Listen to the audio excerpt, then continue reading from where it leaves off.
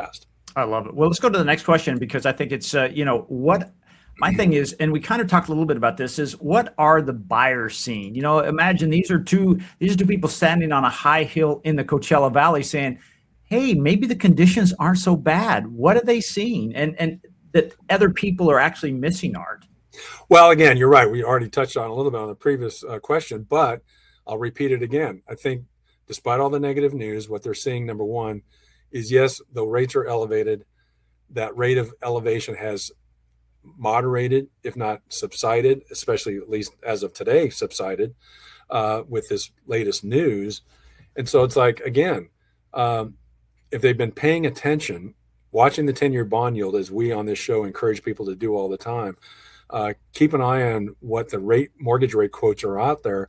What they're starting to realize, what they're seeing is, these headlines and these influencers are telling me the world's coming to an end as to mortgage rates. Well, they haven't really moved that much.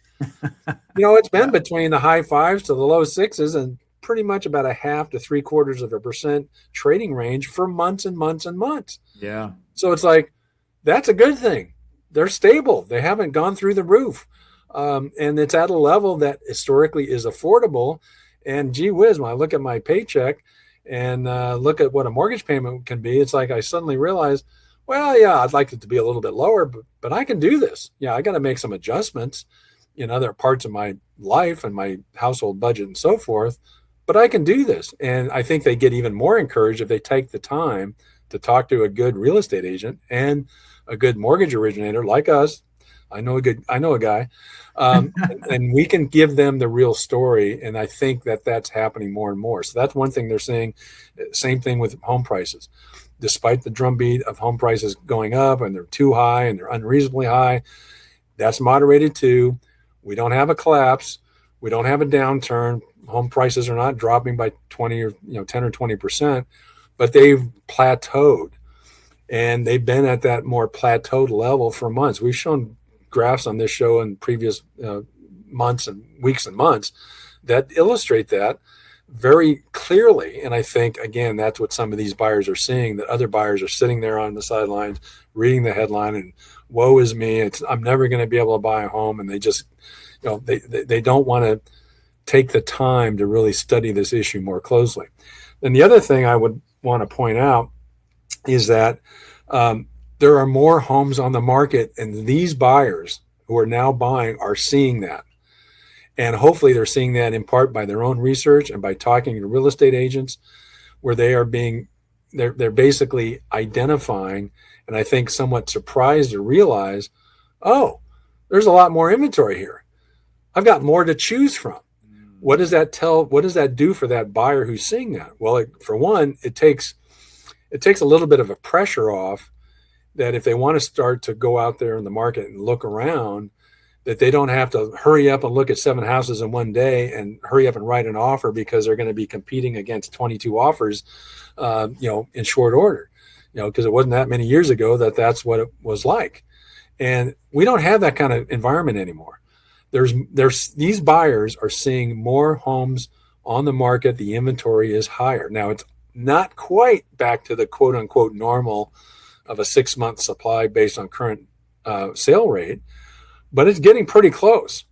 And that's a lot better than it was a year or two ago, when you could see that supply being not at 5.25, 5.5 months of supply of sales rate, but 2 to 3 months supply based on sales rate, where if you saw a house you liked, you had to jump on it. And even when you did, you might be competing with multiple offers. A lot less of that going on. So these buyers are seeing that. And then the corollary, or the other connective part of that, is when these buyers see there's more inventory, what they're discovering is, what does more inventory provide you when you see more total houses for sale and you see more days on market, that the listings are not selling in 18 days or 20 days or 22 days after listing. Oh, there's a lot more homes for sale. And the average days on market for these homes isn't, 16 days, it's 48 days, or it's 52 days. And they're looking at the listing, hopefully with the assistance of a good realtor, and they're seeing there hasn't been any price adjustments. And what does that tell the prospective buyer? These buyers who have taken advantage of the current environment. Aha, I have negotiating leverage. Mm. The market is screaming at that seller that if you're on the MLS and you've been on there for 50 days and your current asking price is the same as what you listed it at 50 days ago and you have not adjusted it, that seller is not getting the signal from the market. So as a buyer and with your agent, you have an opportunity, and these people are doing it. Go after that house. If you like the house, go after that. Go after the seller and negotiate because you have the leverage to do it.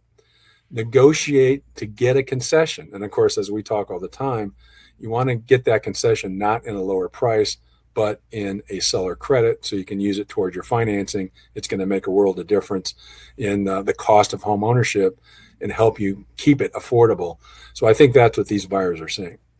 Well, it reminds me, last night we were having dinner with some friends, and he's a very astute commercial real estate investor. And he said a friend of theirs in our neighborhood was being represented by an agent that they knew and was very enthusiastic about this property, but they were all having dinner together and said, this property is just not selling. I just don't understand it when other things are selling around it. And he looked at her and he said, you ever think you got the price too high? and then she defended that. And we all laughed because it's like, it's almost like saying, hey, that piece of art is worth $1 million.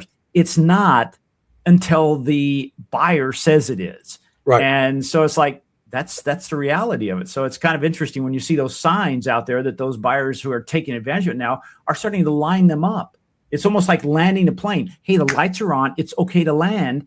And it's the inventory, it's the pricing, days on market. I love that. Thank you, Art.